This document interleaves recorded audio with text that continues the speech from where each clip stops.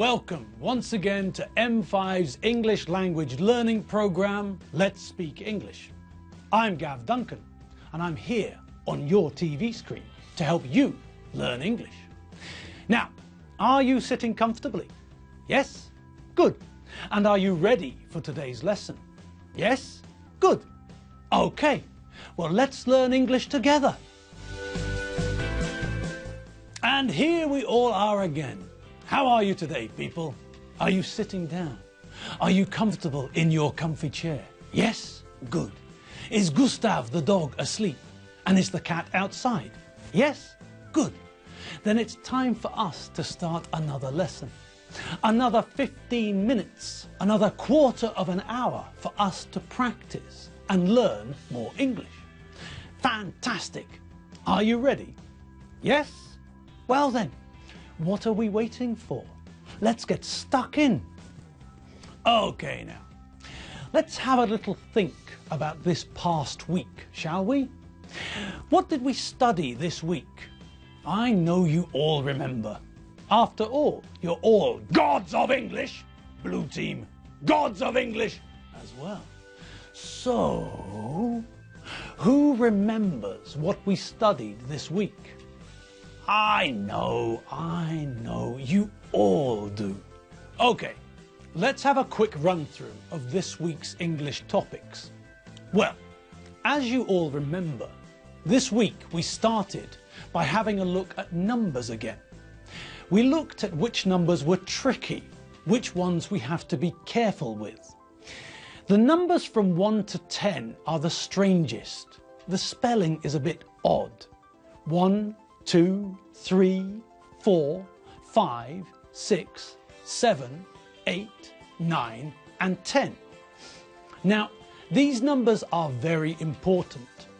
We need them when we count from 1 to 10, but we also need them when we want to count up to 100 as well. The numbers from 10 to 20 are easier.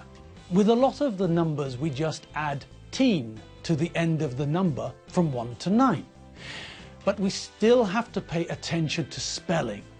It's not 15, but 15. But most of the other numbers are simple. With the numbers of 14 up, take a number and add teen. Now, we also checked the numbers above 20, didn't we? Yes, of course we did. And these numbers are very simple. There's a logical pattern we can see and use, and this makes it very simple to count from 20 to 100. Okay, we still have to pay attention. 40, for example, is a bit odd. We have to drop the U from 4 and then add TY. For the rest of the numbers from 20 to 100, things are very simple though. We have to be careful with the spelling of 20, 30 and 50, but the others are simple. Take a number we know from 1 to 9 and add TY. Simple.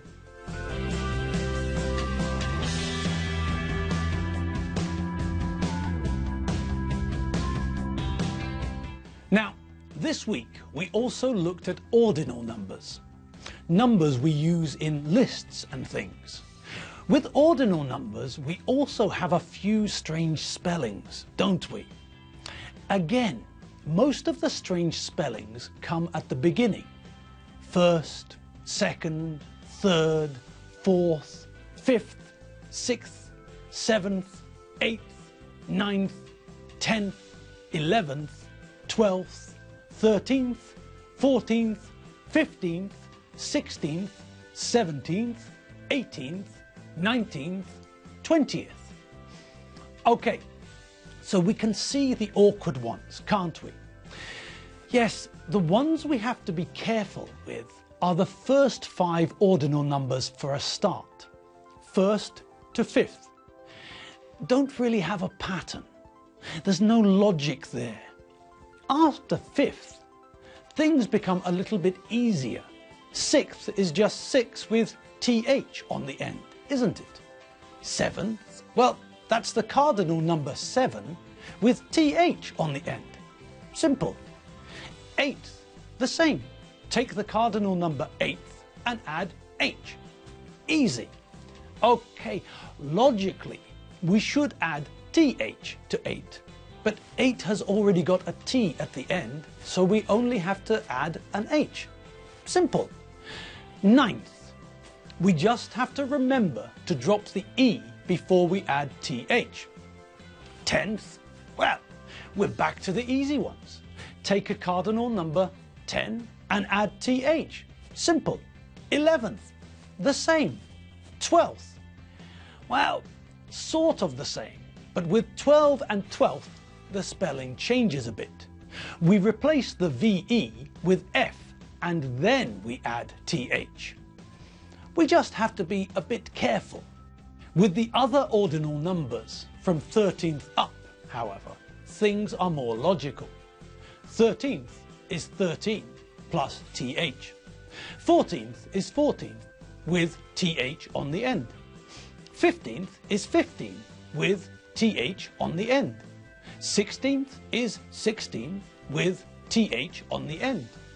17th is 17 with TH on the end. 18th is what? Yes, that's right. 18th is 18 with TH added to the end. 19th? Easy. 19th is 19 with TH added. And 20th? Well, the only thing we have to be careful about is the fact that we replace the Y with an I before we add ETH. The same thing happens with 30th, 40th, 50th, and so on. We drop the Y and add IETH. Now, one thing we have to be careful about is ordinal numbers which are compound nouns. And here's Enid to tell us all about them. Well, hello people. Hello, hello. Now, I was listening to Gav telling you about numbers, and I thought I'd just reinforce a couple of ideas. Now, did you pay attention to the spelling of the compound ordinal numbers? Well, what was that? Didn't Gav tell you what a compound word is? Oh, really? I'll have to have a word with him then. Okay, very quickly. A compound word is a word which is made up of two other words, like bathroom. We know a bath is a plastic or metal container we fill with water and sit in when we clean ourselves. We know that a room is an enclosed space in a house or flat. But when we put the two words together, we make a compound noun, a compound word, a word created from two other words. So, we also saw in Gab's lesson that some ordinal numbers are actually compound ordinal numbers. In the ordinal numbers from 20 upwards, the first figure isn't written as an ordinal number. We only write the last figure as an ordinal. We say 45th, not 40th fifth. Do you see? So, with the ordinal numbers above 20, always remember that we only write the last figure as an ordinal number. The first figure stays a cardinal number. Okay, now the other thing I wanted to mention was connected to how we write ordinal numbers.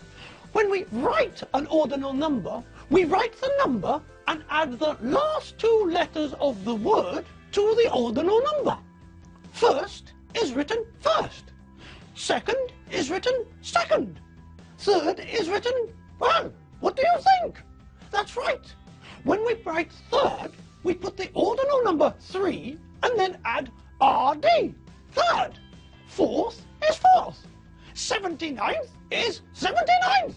Easy. Okay, that's all from me. Toodaloo, pip pip, chitty bye. Thank you, Enid. Okay, back to today. What else did we study this week? Do you remember? Of course, this week was full of numbers, wasn't it? But it wasn't all only about numbers. We listened to Enid as she tried to find an underground station. We learned new verbs like the verb to pass, to move past something. On my way to work, I passed a school and a bank and a restaurant, for example. We also heard a new phrase, "You can't miss it," which means that we will definitely see what we're looking for. We heard that Enid has got to follow the road. She's got to go where the road goes.